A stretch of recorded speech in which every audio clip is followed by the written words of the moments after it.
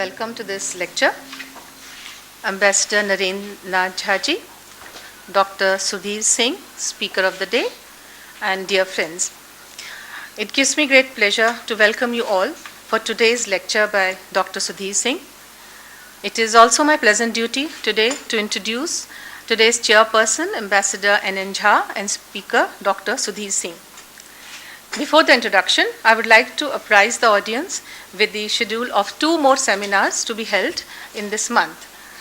On 28th April, same time 3 p.m., we have a seminar by Dr. Dhruv Kumar Singh, and 29th April, at 11 a.m., we have a Professor Ehsan ul Haq. The details of the seminar are on our website. You're most welcome to visit the website and see, and please attend the lectures if possible. Okay, now about Ambassador Jha. Ambassador Jha has had a long, distinguished career in the Indian Foreign Service. As a diplomat, he dealt with South Asia region for more than 12 years and United Nations for 10 years. He was the Joint Secretary in Ministry of External Affairs and handled China for 1.5 years. He has served as an ambassador in Ireland, Turkey, Kuwait, Yugoslavia, and Sri Lanka. Ambassador Jha also served as BJP's National Executive Member from 1994 to 2001 and as convener of BJP's Overseas Cell from 1998 to 2001. He was Lieutenant Governor of Andaman from May 2001 to 2004 and Lieutenant Governor of Puducherry in 2004. Ambassador Jha is a regular panelist on print and electronic media for foreign affairs. We are happy to welcome you to NMML, Ambassador Jha. Dr. Sudhir Singh has done his PhD from South Asian Division, School of International Studies, Jawaharlal Nehru University, New Delhi. Presently, he is teaching in the Department of Political Science at Dayal Singh College, University of Delhi. He has teaching and research experience of more than a decade. He has contributed enormously on diverse issues of Asia Pacific in general and South Asia in particular. He has 3 books of his own and 9 edited ones. He has contributed 23 chapters in books and different books and 25 articles in both national and international journals on diverse issues relating to Asia Pacific. We welcome you, Dr. Sudhir Singh. May I now request Ambassador Jha to take the floor and conduct today's proceedings. Thank you, sir. Thank you very much, both of you. And I must also thank the ladies and gentlemen, with all of you who have come here this afternoon in this torrid heat. And that shows your great interest in foreign affairs. And that pleases me a great deal because I think the younger generation should also become au fait with the foreign affairs of India, because since we are going to we are heading towards a major power status in the world.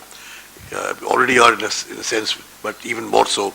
It is incumbent that every Indian national should be interested in foreign affairs so that he can help and guide the government to the maximum extent possible.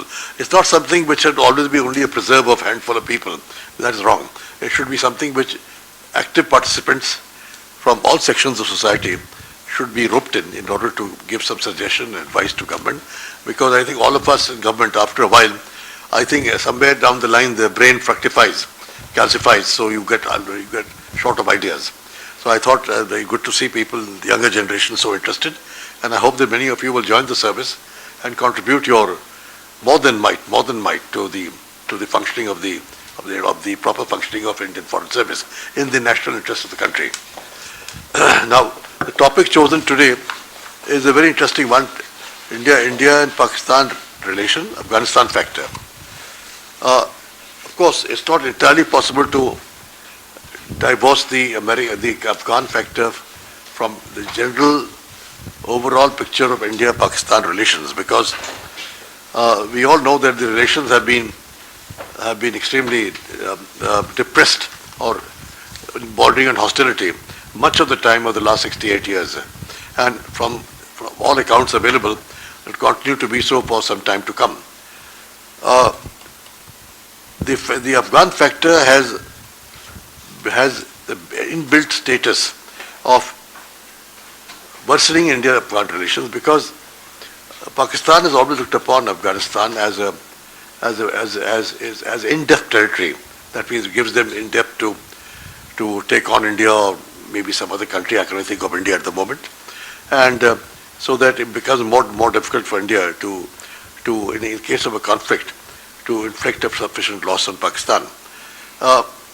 They have also tended to regard, because of historical reasons, Afghanistan for practical purposes as an extension of Pakistan, which is the wrong thing to go by, because there is a little long-standing problem about the Durand line, which forms the boundary between Afghanistan and Pakistan, which I think the validity of that expired in 1994 or 96. So that you may remember what date it was. The British had drawn that line on the map at the time of the 93. It was 99 years. More than 100 years. It expired in 1994 or 96, to the best of my knowledge. So that is the potential for any Afghan government in the future, if it's a stable government, and if it's sufficiently nationalistic and does not kowtow out to Pakistan, to raise the issue. And this has in itself potential for differences between the two countries, and even armed conflict or border incidents between them. But right now, the interesting factor is the presence of Taliban in Pakistan and Afghanistan.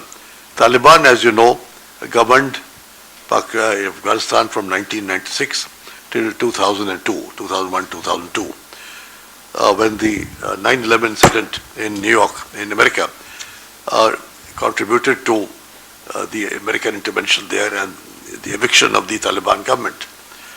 But that did not stop the Taliban from being active in Afghanistan, because Afghans have had a long history of resisting foreign occupation as the seat, and they will not succumb. They have resisted the Soviets successfully and the Americans, and maybe in the near future this will apply to Pakistan also.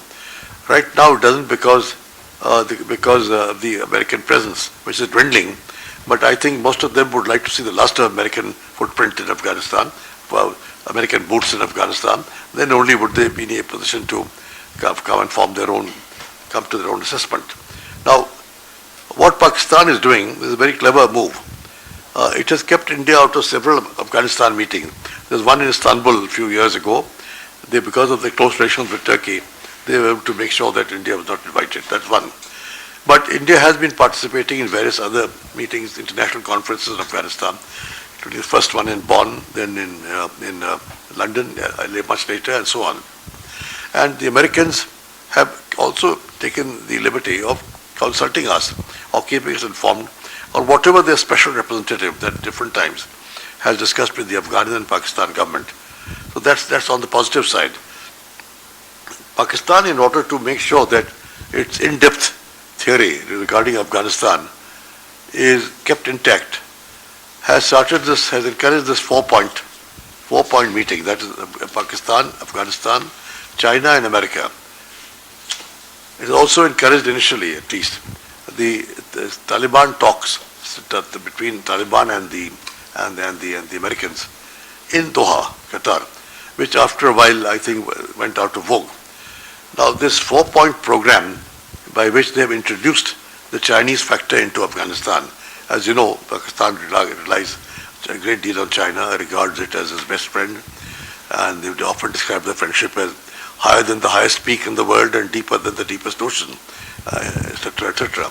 Now, whenever China is mentioned, they become completely poetic in their description of their friendship with China. So the Chinese factor has now been introduced, which is going to, and they have met several times in Xinjiang, in of course Kabul, in Pakistan, and so on. So how do we look at this? And this is something that I would like you all also to comment on it, because in the recent times there were earlier moves when Modi ji took over, 2014, towards some kind of a new start, fresh start, which unfortunately has got stymied. Now, to what extent is it linked up with this? Because a lot of people would say that even if the Indo-Pakistan relations attained the semblance of normalcy, if the gap between us was bridged, and let's say that the terrorism factor diminished in comparison with the standing it has from our side, in our meetings with Pakistan as compared to now. Pakistan would always be reluctant to let India play a prominent role in Afghanistan. While the Karzai government was there, of course, they were extremely friendly government. The new government headed by Ghani, President Ghani, did initially try to open up to Pakistan. You will recall from the press and other reports that when President Ghani visited Pakistan for the first time, soon after taking over, he made it a point to call on the army chief, which is unprecedented protocol-wise. President calls on president, the Prime Minister calls on him, and so on and so forth. But to call on the army chief, who may have the highest de facto position in Pakistan, but the de jure position is protocol-wise much lower than the President, Prime Minister, and even other ministers. At least in India it is. So there was an attempt made by the new incoming President to arrive at some kind of modus vivendi with Pakistan, and for a while it looked it was succeeding. But I think old habits die hard, and I think he has also now come to realize that his earlier opening to Pakistan, in which he decided to enlarge the number of Afghan cadets and others sent to Pakistan for training, and to have closer ties with them. Probably those sentiments were misplaced, and he has come back to depending on India a great deal within the military training, some economic aid, and as you know, India already has spent over $2 billion in trade in development projects in Pakistan, including their Parliament House, which was recently inaugurated in December 25th, I think, by Modi ji when he visited Afghanistan for a day. Now, how do you think this would go? Now, I personally think, I may be wrong, because others who are doing the job daily or following it like you all are, perhaps, and Sudhir, would know that I would like to ask how many factions are there now in Taliban? I'm aware that one faction supports the ISIS. The other faction may be subdivided into two others. One is the nationalist faction, the other is pro-Pakistan faction. Now, which at the moment is stronger is something I'm not fully aware of. But I would like to put this thing before you, a suggestion before you, a question, a puzzle before you, that in case there is a strong enough nationalist, if I may call it pro-nationalist Afghan Taliban, because Afghans have always been wary of foreign rule there. There have been reports of clashes between the Taliban and the ISIS faction, either ISIS proper or the pro-ISIS faction of the Taliban in western and central Afghanistan. Now, if it is felt that the Afghan nationalist Taliban, if I may call them by that, is sufficiently strong and may come to power at a future date, would it be in our interest? How much would it be in our interest to open channels to them? It has to be of very highly confidential channels, and also it should be something that we should keep the Afghan government and the president and the chief executive Abdullah well informed, and that would also help bring about a closer relationship between the government and the nationalist Taliban. That's my impression. Now, this is something that you always have to say something about. To what extent is feasible, to what extent is possible, and this would be then a suggestion that government should consider. Maybe there is non-existent, or if it's existing, it's a very weak Afghan nationalist Taliban, so we can't do much about it. But strength will come eventually if we go by the Afghan tradition of resistance to hostility and to hostile presence in that country. Strength will gather momentum as time passes, and if that is so, then surely there will be an opportunity for not only us, the Afghan government also, incumbent government, to talk to them, maybe in our presence, and do something about it. It will be kind of a balancing factor to the 4-point thing. Later on, it can be expanded to a larger group. Over China, if China is there, it can't be ignored. Russia, America, some others can also, Germans, etc., can come in. European Union can come in, and so that it will have to be a settlement which will eventually embrace substantial development aid to Afghanistan, the government there, because all these years of war, starting way back in 1989 or 90, has really devastated the country. And if Kabul part is all right, rest of it isn't. So there's something that we'll have to think of. So this is something, on this point I'd like to stop for the moment, and let me have your views, and and Sudhir's views later, and then we can all have a discussion on this. Thank you very much.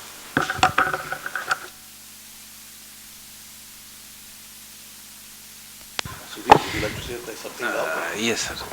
Please go. Respected Ambassador Jha, friends on the dais, at the outset I am extremely thankful to Nehru Memorial and its dynamic director for providing me and like me many scholars this opportunity of intellectual dialogue over certain pertinent issues which is very, very important for the formulation of government policy, not only on domestic front but on foreign policy fronts also, which is often neglected by mainstream intelligentsia. Sir, I have chosen this topic in a very delicate way because India-Pakistan relation is one of the most turbulent relationship of India since our inception, and I must say that it has been one of the turbulent relationship for Pakistan also since after independence. If you read Pakistani literature, they will say that India is the only determining force of Pakistan foreign policy.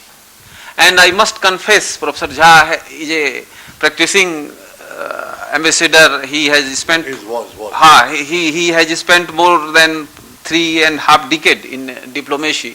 So he is aware that Indian foreign policy responses were also based on Pakistan till at least end of Cold War.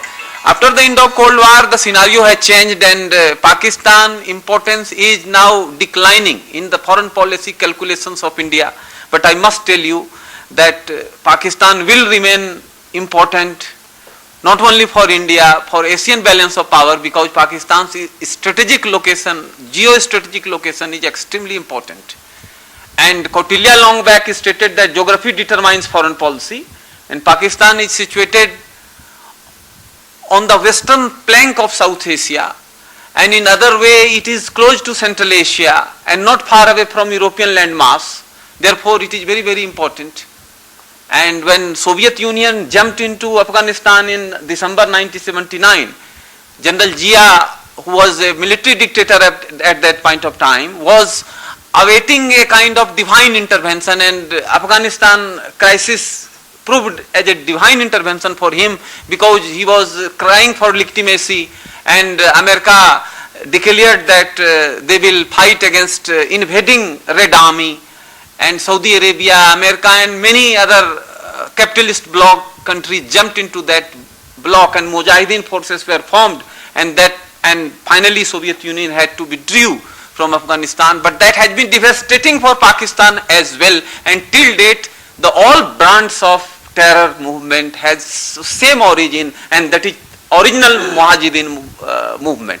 That terror forces, be it LIT, be it Jaise Mohammed, be it any other organization, all origin back to Mujahideen movement.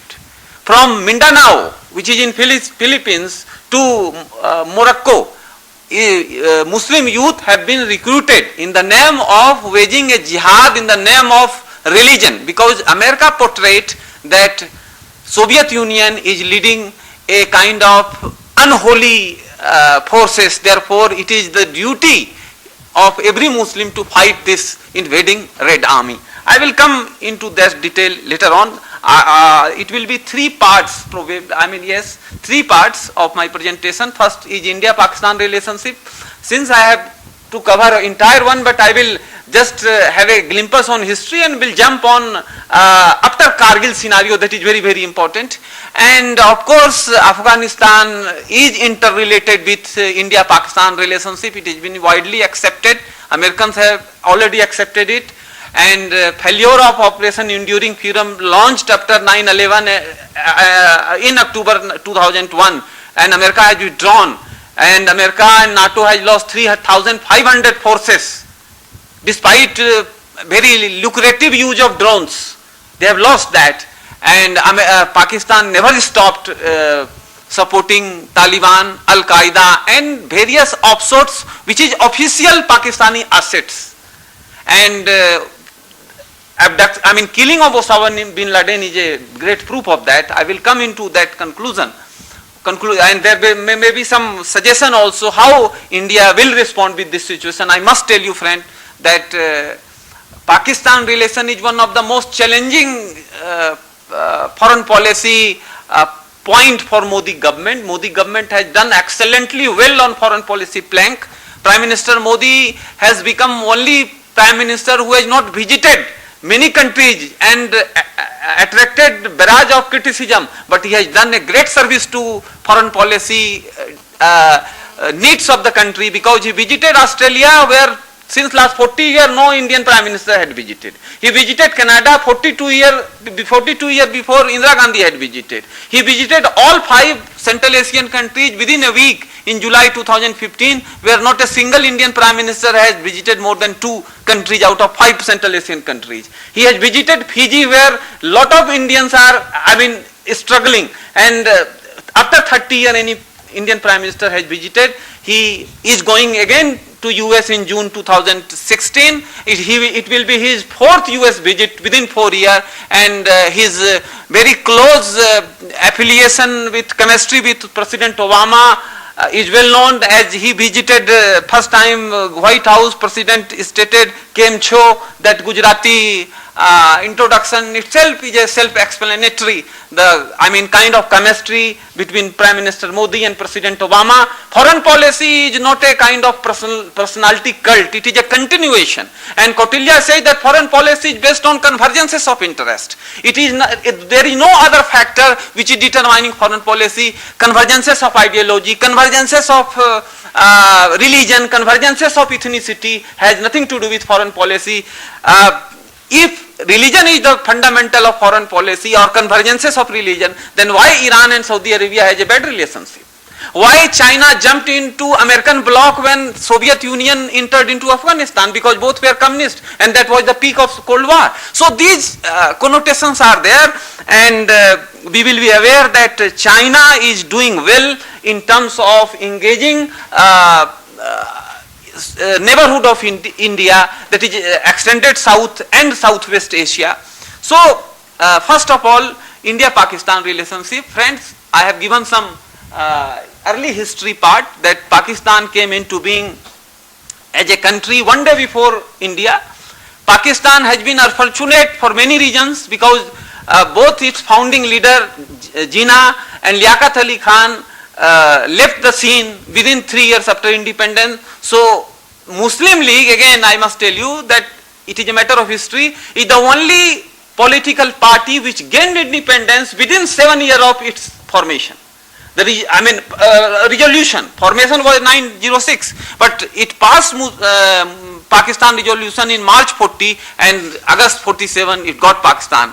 But Jinnah and Liaquat Ali Khan both were autocrat. They never allowed any second tier leadership to grow. Therefore, after their sudden departure, a clique, an oligarchy captured power of Pakistan. That point of time it was feudalism, feudal forces, bureaucracy and certain element of military, but in due process of time military dominated that, when in October 1958 Field Marshal Ayub Khan captured the power, and in 1956, after 9 years of long debate, there was a constitution in Pakistan, but 1 month before its implementation, military thrown it into the dustbin, and till date, constitution is merely a piece of paper in Pakistan. There is a famous legal opinion by International Court of Justice propelled by John Kelson. He said doctrine of necessity, and once there is a military dictatorship in Pakistan, even Pakistani judiciary has legitimized those interventions into Kelson based law of doctrine of necessity, which is a detrimental for democratic forces in Pakistan.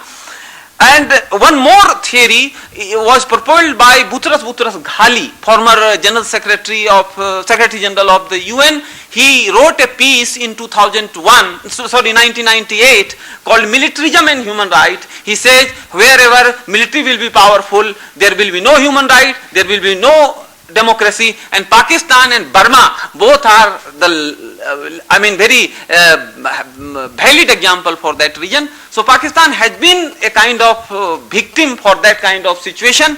So by the way, first democratic regime came into Pakistan in 1971 when Zulfikar Ali Bhutto became Prime Minister of Pakistan, but again that was a fractured transition of power because Mujibur Rahman was the real victorious, but East Pakistan was denied the legitimate power, therefore it was gone into war and Pakistan became two and East Pakistan became Bangladesh. So Zulfikar Ali Bhutto became first elected Prime Minister of Pakistan. He gave a very famous constitution called 1973 constitution, and he was thrown into from the power by General Ziaul Haq in July 1977, and due to intervention of Soviet Union, General Ziaul Haq captured the power in a very dominant way and hanged Bhutto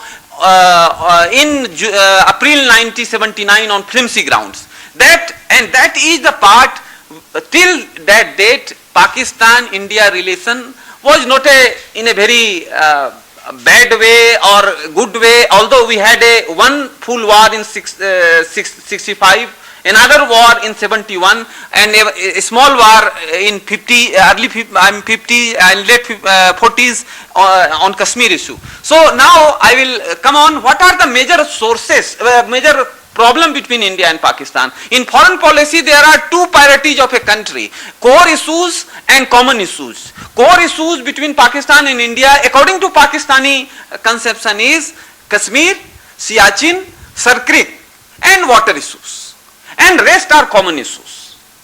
So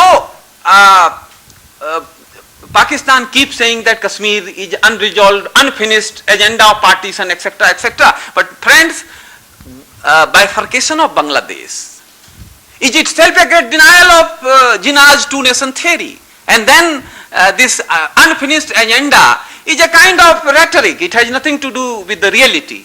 And I am citing Ambassador Jha, one citation written by Ambassador Munir Akram, who was a UN representative of Pakistan for a long period of time. He stated, it is a big quotation, but he is saying that Kashmir is not a big issue between India and Pakistan. I will just read few lines of that. The hostility between Pakistan and India has deep historical and popular roots in both countries. Despite cultural, linguistic and ethnic affinities, the mutual hostility between Hindus and Muslims of the subcontinent is real and endemic. It was the raison d'etre for the creation of Pakistan. The history of last 50 years has, if anything, further intensified this hostility and given a structural expression in the relationship between the two countries. The Kashmir dispute in essence is but one expression of this divide and hostility. Thus, even if outside issues like Kashmir are resolved and some semblance of stability restored between Pakistan and India, the relationship will remain competitive for the foreseeable future. Those who argue that the goodwill and conflict resolution, peace and harmony can descend on the subcontinent are either ignorant or self-serving. It is Munir Akram's statement. He is saying resolution of Kashmir is not a guarantee that peaceful relation will be established between India and Pakistan. Another eminent Pakistani scholar, Aisha Siddiqa, who wrote a seminal book called Pakistan Military Inc., has argued on the same page. Now, another problem from India, what are the core issues? For India, terror is a core issue and rest are common issues. Right from early Kashmiri terror activities in 90 till Pathankot, we have witnessed that terrorism has its roots in Pakistan, not only terrorism rooted in India, terrorism rooted in any part of the globe. Be it America, be it Europe, be it any part of the globe, the root back to Pakistan and Afghanistan. So Pakistan and Afghanistan has emerged as the nursery of terrorism for the globe, not only for India. It is said that, I will come it on later on, it is said by none other than former Pakistani Prime Minister Yusuf Raza Gilani that Pakistan-China relationship is bigger than mountain, sweeter than honey, and deeper than sea. And they are making CPEC, $40 billion investment, which will connect Kashgar of western China, which is turbulent Xinjiang province, to Gwadar, which is situated in the western Pakistan at the mouth of the Persian Gulf. Despite that, all Xinjiang terrorists have links in Pakistan and Afghanistan.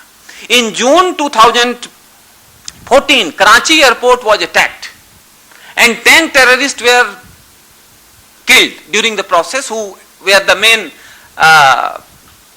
attackers. So out of 10, 4 were Central Asian, 4 were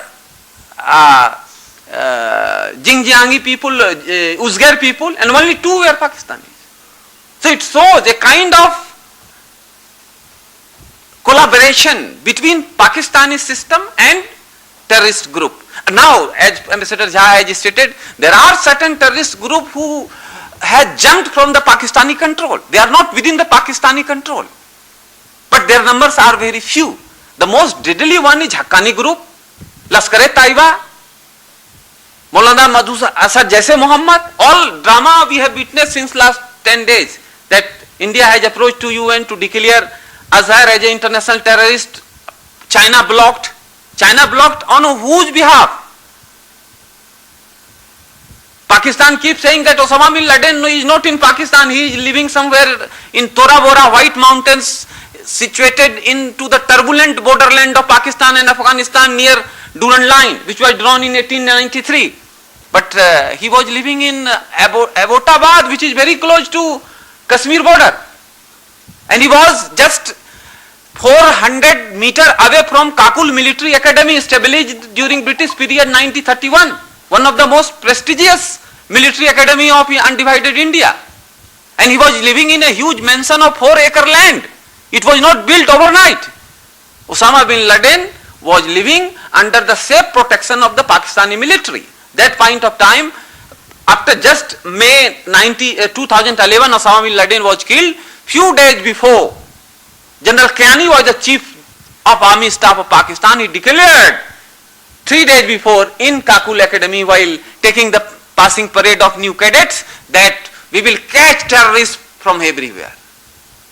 It was a kind of jargon, because right from 80, after the departure of Soviet forces from Afghanistan, Pakistan has accepted the fact that they cannot defeat India in one-to-one war, because they have asymmetrical conventional military power. Therefore, they have adopted policy of 1,000 cuts, and terrorism has been accepted as the tool to achieve those things. And they have been active right from 90 till Pathankot incident. They have been active. Some incident was major, some incident was very small. It depends on the logistic and other kind of things, but they keep trying it. So, a very famous quotation, they stated, Asif Ali Zardari was the president, Ambassador Jha, when Mumbai was attacked. It was a huge attack, and Asif Ali Zardari stated that the people who attacked on Mumbai, they are non-state actors. We cannot take any action because they are stateless people. But question is, non-state actors came from Pakistan. They never jumped from the heaven. So a state should have a kind of sovereignty over its own territory. If that territory is getting violated by certain groups, it is the duty of the state under the relevant international law to punish those people. If a state is failed, then victim state has the power, according to the international law, that they can chase and enter into that border. It is called hot pursuit. America did the same thing when they killed Osama bin Laden. India cannot replicate that because India is not so powerful till date.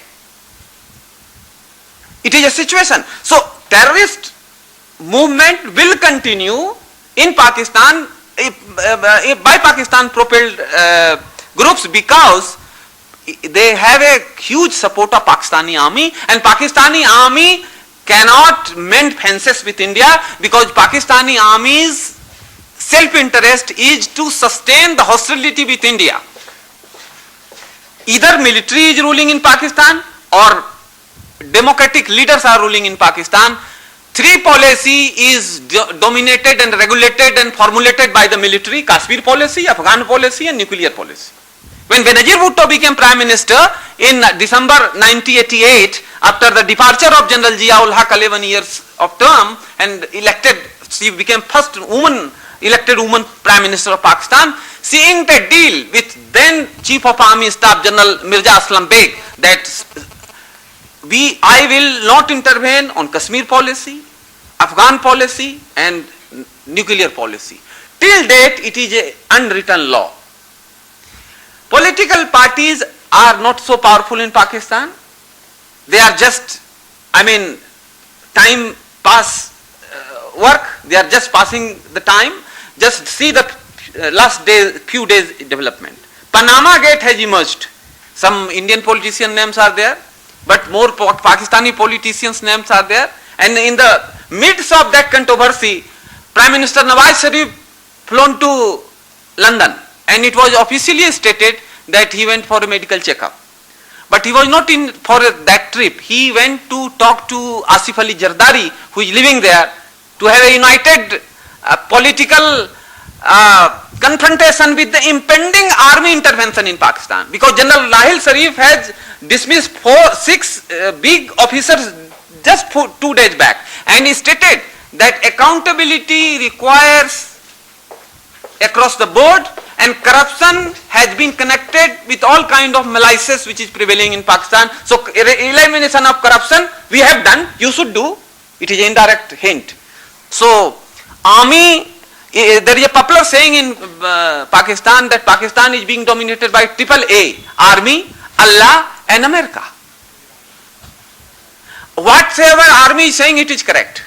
Today, Ambassador Jha, there are around 80 universities in Pakistan. And out of 80, Nawaz Sharif is not ruling right now. Benazir Bhutto, Pakistan People's Party also ruled 5 years from 8 to 13. Nawaz took over in June 13 and he will rule till 18 March constitutionally. 3 months there is a time gap Pakistani system.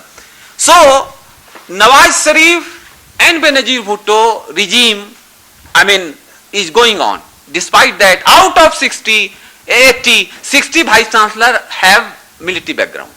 Retired general, etc., etc., etc. Just see their power. They have kind of multinational companies, Behriya Foundation, this foundation, that foundation. Aisha Siddiqa wrote in her book, Pakistan Military Inc., that those multinational, Pakistani military run multinational have a business of more than $40 billion.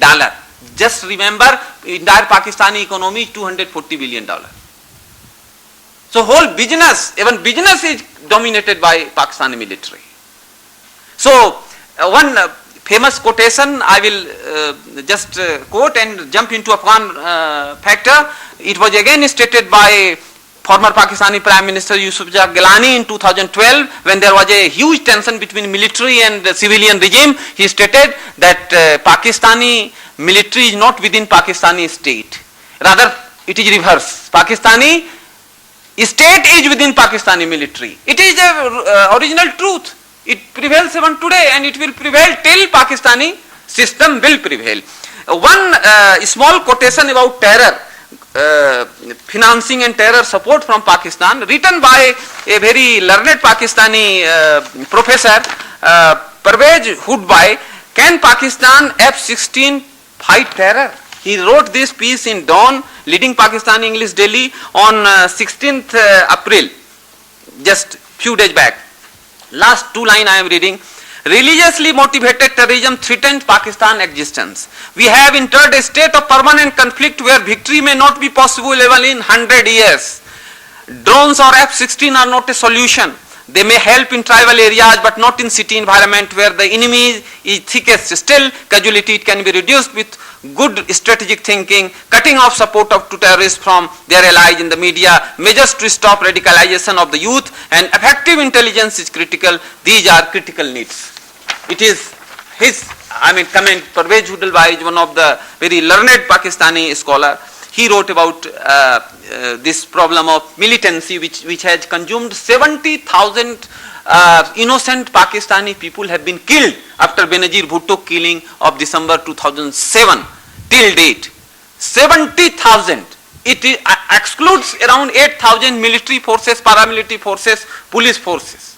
Just 2 days before a Dakat group called Chotu group has been captured by Pakistani military. Just imagine, they had captured a borderland of Baluchistan, Sindh and Punjab for 150 kilometers, and they are ruling over this territory since last roughly 14 years. So, and they are engaged in all activities. So now, Afghan factor.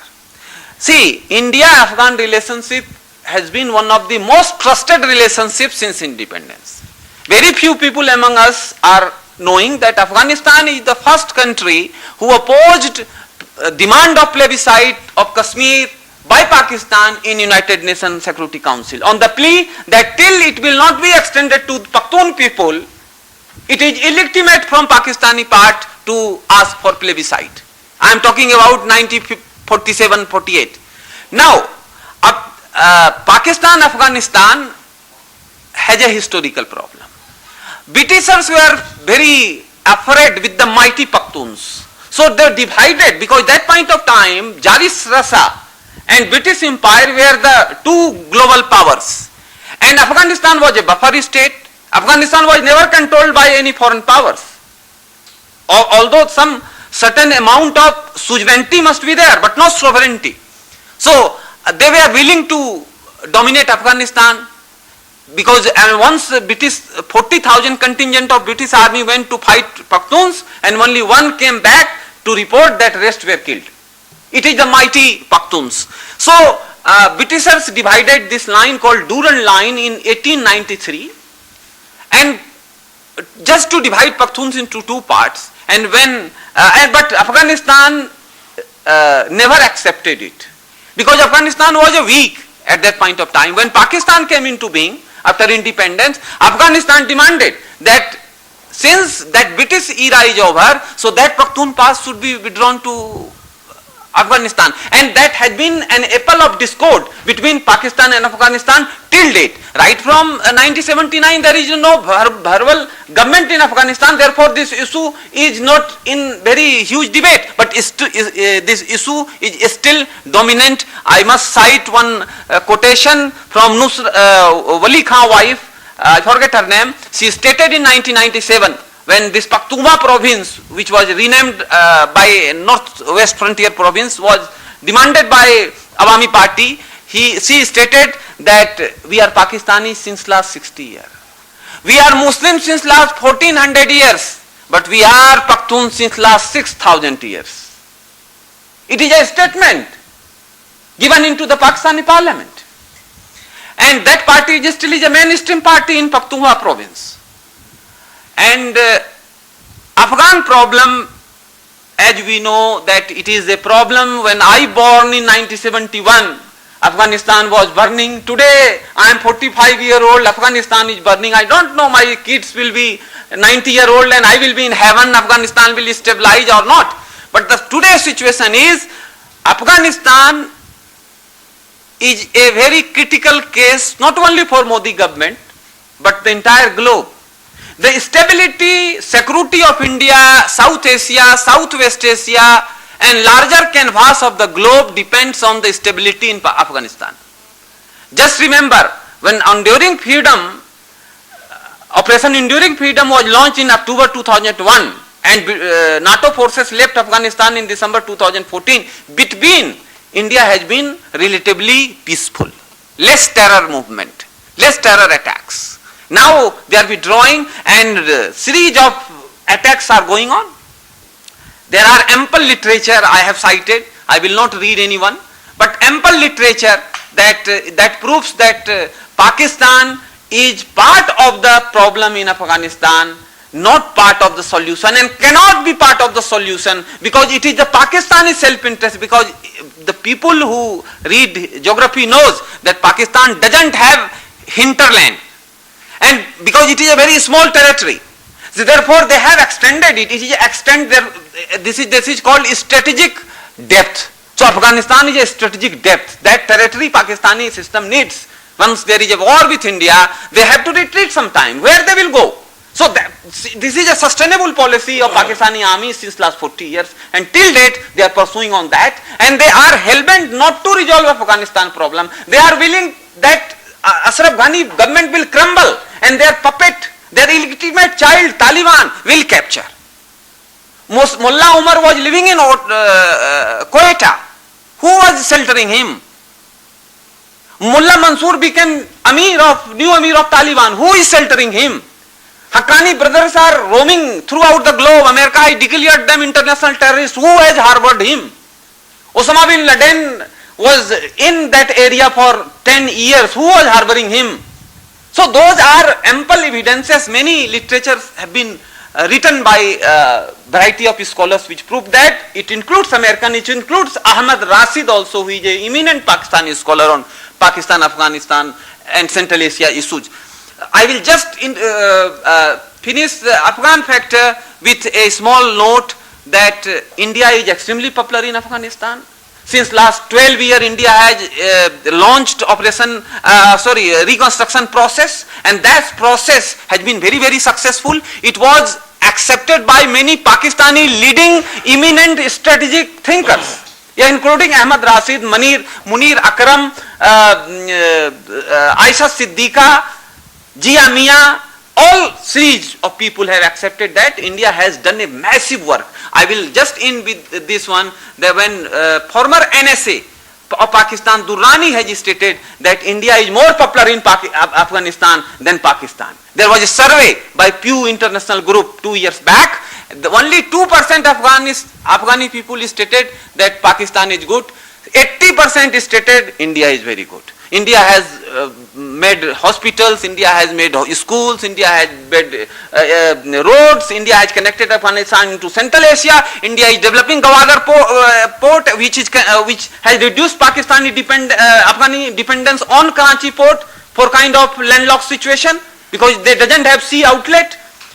India has connected it with Jarnej Road to Central Asia, and India has also given 300 megawatt electricity through local production through full Gumri power grid has done well there. So there are ample works India has done. I must tell you that India must sustain this process.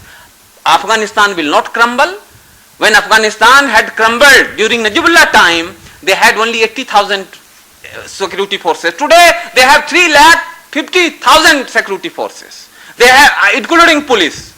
Although 15% desertions are going on annual basis, but same frequency new recruits are coming, and their morale is very good. Just see, many places have been attacked, but Afghan forces have retaliated very nicely. Since last 2 years, American NATO forces are there, but they are only extending logistical support, training. They are not combating troops. Combating troops are Afghan troops, and they are doing well. So this Pakistani hope that Afghanistan will crumble and they will install their puppet regime there is not going to finish. But it doesn't mean that India should not be very active. Prime Minister Modi has visited Kabul in December 2015, and India has reaffirmed its commitment for reconstruction process, and I believe that it should be continue. Since last 40 years, Afghanistan is one of the most unfortunate global country, which has lost almost 30% of its population. There is not a single family in Afghanistan which is not led by a widow or by a disabled. This is a very unfortunate situation. Just see Mullah Umar old cabinet. Everybody had either one eye or one hand or one leg kind of situation. So this is very, very pathetic situation, and this is a right time to build peace in Afghanistan, and India has a very, very important role, and Modi government acid test will be on Afghanistan factor. Now, US and China factor, as I have said that US is very, very important for Pakistan, but gradually China is now trying to replace US, and they have launched China-Pakistan Economic Corridor, a famous pet project by President Xi, and he has given a new theory, one belt, one road. So that road, almost 3,000 kilometer road, which will connect Kasgar to Gwadar. Kasgar is in western Chinese province of Xinjiang, which is turbulent, and Gwadar is again turbulent. Baluch city, which is 60 kilometers just before Irani border, and India is just doing same harbor. India is, doing at Chawar. So it is a very tough competition which is going on, and but Americans have realized that they have Pakistani have double crossed them, and it was accepted by Pakistani one. Again, Ambassador Jha, Munir Akram wrote a paper just 2 days back, I have cited in Dawn paper. Recently, US Defense Secretary Ashton Carter reportedly opened a meeting with senior Pakistani military leaders by declaring, I must tell you, I am a friend of India. Who says that?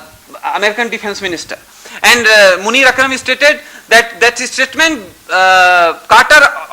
shows Carter closeness to Indians is all too evident. The US Defense Secretary has met 4 times in the last year with his Indian counterpart, as noted in the joint communique issued after his recent visit to India. Just 3 days back or 4 days back he had finished his trip. So China is very, very positive for Pakistan. Chinese Pakistani closeness is very old, but I must tell you that one of my guru is no more. Professor Dawa Narbu wrote it. He died a few days back. He was an expert of Tibet. He was a Tibetan ethnic origin, but an Indian citizen of Jawaharlal Nehru University. He wrote that once Ayub proposed joint defense against China in 1958 only, Nehru rejected it outrightly. Joint defense against whom?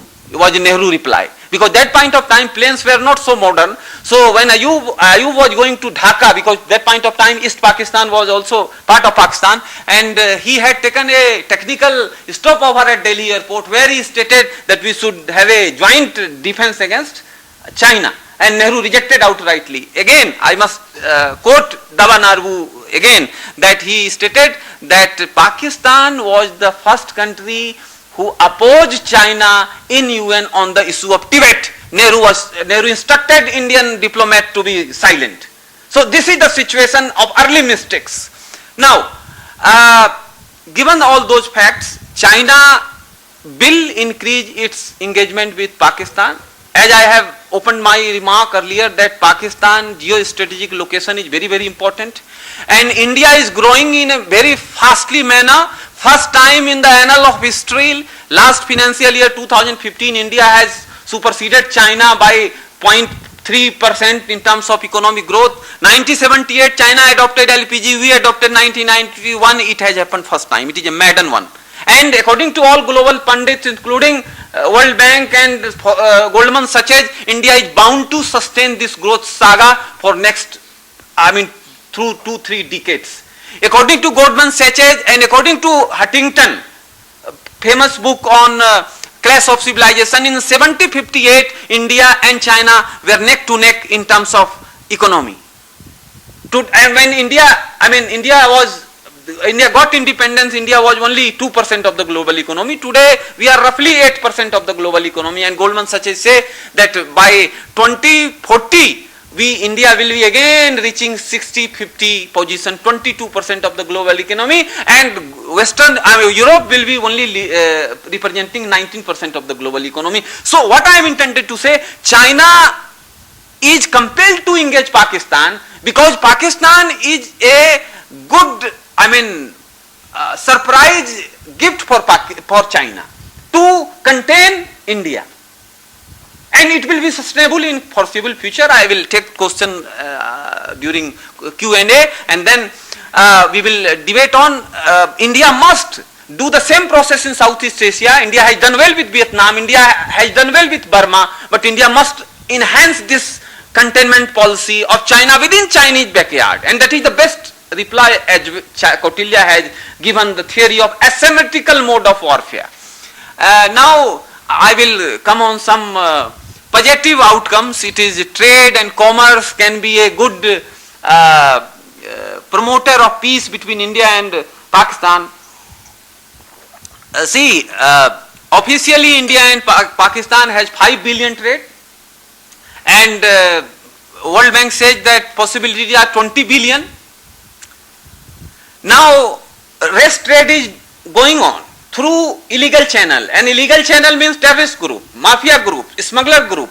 So a smuggler, a terrorist group needs money to sustain its factory, and that illegal trade is providing them. India has already given most favored nation to Pakistan in 1995. When I came to Delhi in 1995-1996 as a student in Jawaharlal Nehru University, my elder Nihar is sitting with me. So that year India gave MFN status to Pakistan, and according to the WTO norms, Pakistan has to reciprocate, and it is by July it will be 20 years. July 2016 it will be 20 years. Pakistan has not responded on the simple bogus argument that India's economy is very big, it will eat Pakistani economy. I will argue that Pakistan and China has already struck that deal, and China has been given by Pakistan most favored nation status, and Chinese economy is 300% bigger than Indian economy. So why Chinese economy is not eating Pakistani economy? Despite all those things, Pakistani economy cannot be sustainable, cannot be growth oriented till they will not have a good relationship with India because of geo-strategic and geo-proximity region, because we have 3,300 kilometer long boundary. Tomato, potato and all other raw materials can be rotten after 3 days, 4 days, but it can enter into Pakistan, or Pakistani material can enter into India within hours. So that can be a big thing, and there are many other things, but I will cite only one example of, only one quotation of Hussain Haqqani, who has been one of the prominent diplomat in Pakistan, served in Sri Lanka when Ambassador Jha was also serving. He was serving Ambassador of Pakistan in Sri Lanka. He was also, during Zardari time, he was American Ambassador of Pakistan. So he stated that Pakistan till date has not realized its geostrategic status for economic leverage. I must tell you, India is a energy hungry country. India is 5th global energy consumer right now, and according to all global groups, including World Bank, that India will be pushing Japan and Russia by 2025, and will be 3rd global energy consumer after America and US. And Pakistan is sitting at the treasury of global reserves in between. TAPI, BAPI, IPI, Turkmenistan, Afghanistan, Pakistan, India pipeline, Pakistan, Iran, India pipeline. Talks are going on since many of our students had not born.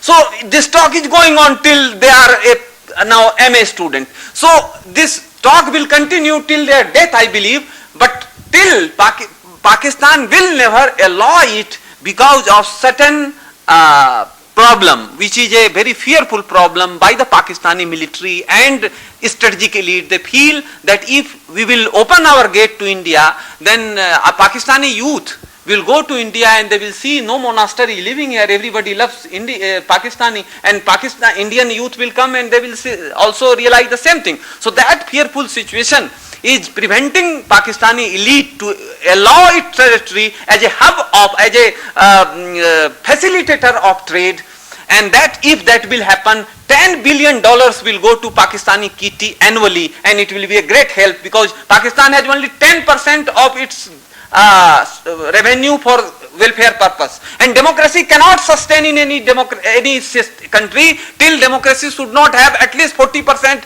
of the entire revenue for public expenditure. Welfare state concept cannot be implemented. And military state therefore will be sustainable in Pakistan and is sustainable. I will conclude that right from Kargil, when Atalji visited, probably Ambassador Jha was one of the advisor of Atalji at that point of time. Atalji visited with a Maitri bus with Devanand and all big shots who had some Pakistani roots. He took around 60 people, big people, representing every walks of life to Lahore and declared Lahore Declaration, inked many deals. He visited Minar-e-Pakistan, accepted the partition, etc., etc. But within few months, Kargil was repulsed. When Modi ji had visited Lahore to thanks Nawaz Sharif for his birthday, 25th January, 25th December, because Vajpayee and Nawaz Sharif birthday is on same day. So Modi ji joined Vajpayee ji in the late evening, and early evening he was with Nawaz Sharif. But that was also repulsed through Pathankot. I am not suspecting Nawaz Sharif's intention. He is a Sharif by name and by action. But his Sarafat is not accepted by the military. Because military, shooting the thing. Military is the original boss. So military will never allow. But I will conclude with 2-3 sentences that India should not stop dialogue with Pakistan, but in a very low profile manner. There is no need of going Prime Minister or Foreign Minister to Pakistan. Our joint secretaries are competent enough. Ambassador Jha has dealt those situations. They will talk to them, and for the talk should continue. But there will be no tangible outcome from those talks. But we will achieve larger benefits out from those talks to sell this to the entire globe that we are a serious peacemaker. India is already an Asian power and an aspiring global power. For that, India needs peace. And once you will continue extend olive branches, nobody can throw arrows from another side. So India must sustain dialogue process with Pakistan, comprehensive dialogue process or normal dialogue process. It depends time to time and situation to situation, but dialogue process must continue. If we will stop dialogue process, we will strengthen the forces which are anti-India within Pakistan. When we will sustain the dialogue process, we will strengthen certain forces who are going for better relationship within the elite corridor of Pakistan. So India will get twin benefit. One, India will nurture a small segment of peace-loving Pakistani elite. At the same time, India will send good signal across the globe that we are talking, but they are not responding. Azhar issue is a testimony that our government has cooperated well. Their joint team had visited Pathankot. But once our turn to visit Azhar headquarter or other places came, they declined to welcome our group. So this is not a new policy. This is a very old policy, and that is going to be sustainable. We should not lose heart. For the sake of talk, we should talk, as Firaq Gorakhpuri had stated, in a very lucid manner. So there will be no immediate path-breaking achievement on India-Pakistan front, but Afghanistan, India must again sustain the process of reconciliation. India must revive the spirit of Northern Alliance which India has struck with Iran, with Central Asian Republic, and with Russia. Russia is again very, very important in the whole tango, and because of our close proximity with America, Russia is, boss Putin is not happy. We must sustain boss Putin also. Forget about his domain. Putin is a very powerful person in terms of a strategical boss. Russia is still a very dominant player in our borderlands. So we must nurture Russia as well, and America relationship is this point of time very, very crucial and very, very positive for us. We must nurture all, but we should not stop dialogue. process, and we should contain Pakistani nefarious design through our preparedness on security front, through the Arab front, and this issue will be very, very challenging for Modi government. Modi government has already finished 2 years. Next few days it will be 2 years. 3 years has to come, and this will be remain again very challenging, because there is no big achievement Modi government is, or any government, Indian government is going to achieve, because their elite is not going to cooperate. But we must talk, and that talk is in our best interest right now. Thank you very much.